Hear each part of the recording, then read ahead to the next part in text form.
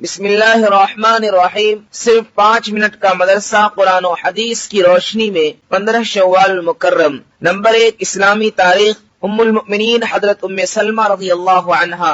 ام المؤمنین حضرت ام سلمہ رضی اللہ عنہا پہلے ابو سلمہ بن عبد الاسد کے نکاح میں تھی۔ ان کے انتقال کے بعد حضور صلی اللہ علیہ وسلم سے نکاح فرمایا۔ وہ عقلمند اور بلند اخلاق و کردار والی خاتون تھی، زاہدانہ زندگی گزارتی اور راہ خدا میں بڑی فیاضی سے خرچ کیا کرتی تھی۔ لوگوں کو نیکی کرنے کا حکم کرتی اور برائی سے روکتی۔ انہیں حدیث سننے کا بہت شوق تھا۔ حدیث میں حضرت عائشہ رضی اللہ عنہا کے بعد کوئی ان کے مقابل نہ تھا۔ فقہی معلومات، ذہانت اور دانشمندی میں بلند مقام رکھتی تھی۔ بڑے بڑے صحابہ اور تابعین ان سے مسائل کی تحقیق کیا کرتے تھے۔ ان کی حکمت و دانائی اور عقل مندی کا اس سے اندازہ ہوتا ہے کہ صلح حدیبیہ کے موقع پر جب کفار نے مسلمانوں کو عمرہ کرنے سے روک دیا تو حضور صلی اللہ علیہ وسلم نے صحابہ کو احرام کھولنے کا حکم دیا۔ صحابہ کرام کی دینی غیرت نے عمرہ کیے بغیر احرام کھولنا گوارا نہ کیا، چنانچہ اس موقع پر ام سلمہ رضی اللہ عنہا ہی نے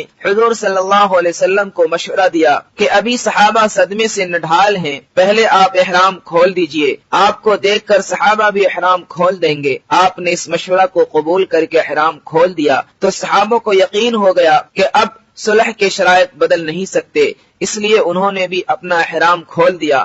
ان کا انتقال شوال سن 59 ہجری میں ہوا اور حضرت ابو ہریرہ رضی اللہ عنہ نے جنازہ کی نماز پڑھائی۔ نمبر 2، اللہ کی قدرت۔ شہد کی مکھی میں اللہ کی نشانی۔ اللہ تعالیٰ نے شہد کی مکھی کو وہ ہنر دیا ہے جس سے وہ پھولوں سے رس چوس کر شہد بناتی ہے۔ ان کے بنائے ہوئے شہد میں انسان کے لیے بہت سے فائدے ہیں۔ اتنی سائنسی ترقی کے باوجود انسان شہد حاصل کرنے کے لیے شہد کی مکھی کا محتاج ہے۔ کوئی انسانی طاقت ایسا کرنا چاہے تو یہ ناممکن ہے۔ یہ اللہ کی قدرت کی بہت بڑی نشانی ہے، وہ ایک چھوٹی سی مکھی سے اتنا بڑا کام لیتا ہے۔ نمبر 3، ایک فرض کے بارے میں، شوہر کے بھائیوں سے پردہ کرنا۔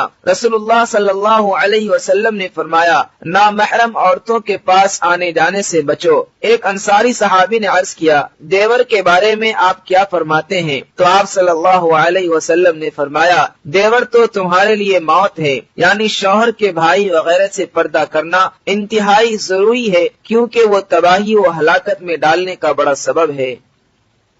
نمبر 4، ایک سنت کے بارے میں، 3 انگلیوں سے کھانا۔ حضرت کعب بن مالک رضی اللہ عنہ فرماتے ہیں، رسول اللہ صلی اللہ علیہ وسلم 3 انگلیوں سے کھاتے تھے اور جب کھانے سے فارغ ہو جاتے تو انگلیاں چاٹ لیتے تھے۔ خلاصہ، کھانے کے بعد انگلیوں کو چاٹنا سنت ہے، لیکن اس طرح نہیں چاٹنا چاہیے کہ دیکھنے والے کو ناپسند ہو۔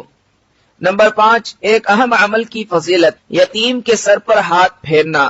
رسول اللہ صلی اللہ علیہ وسلم نے فرمایا، جب کوئی شخص یتیم کے سر پر ہاتھ پھیرتا ہے تو اللہ تعالی ہر بال کے بدلے میں ایک نیکی عطا فرماتا ہے۔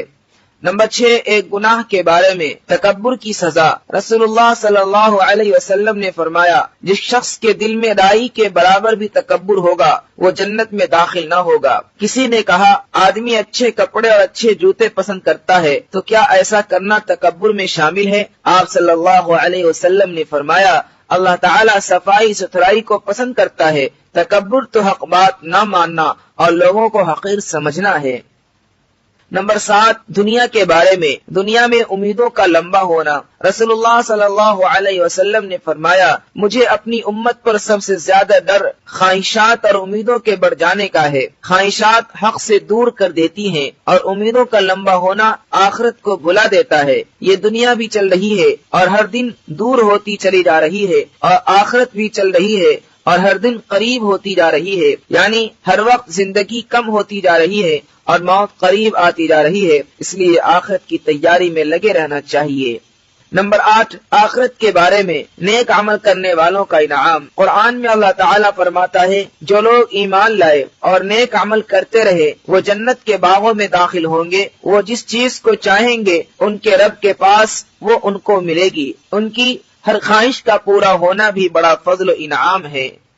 نمبر 9 طب نبوی سے علاج، جو پڑھنے کا علاج۔ ایک روایت میں ہے کہ دو صحابہ نے رسول اللہ صلی اللہ علیہ وسلم سے غزوہ کے موقع پر کپڑوں میں جو پڑ جانے کی شکایت کی تو رسول اللہ صلی اللہ علیہ وسلم نے ان دونوں کو ریشمی قمیص پہننے کی اجازت دی۔ فائدہ، جو پڑنا ایک مرض ہے جس کا علاج آپ صلی اللہ علیہ وسلم نے اس موقع پر ریشمی لباس تجویز فرمایا۔ یہ لباس اگرچہ عام حالات میں مردوں کے لیے جائز نہیں ہے، لیکن ماہر حکیم یا ڈاکٹر اگر ضرورت کی وجہ سے تجویز کرے تو گنجائش ہے۔ نمبر 10 قرآن کی نصیحت۔ قرآن میں اللہ تعالیٰ فرماتا ہے، یہ بتائے ہوئے احکام ہی میرا سیدھا راستہ ہے، تم اسی پر چلو اور دوسرے غلط راستوں پر مت چلو، ورنہ وہ راستے تم کو راہ خدا سے ہٹا دیں گے۔ اللہ تعالیٰ اس بات کا تم کو تاکید کے ساتھ حکم دیتا ہے تاکہ تم ٹیڑھے راستے سے بچ سکو۔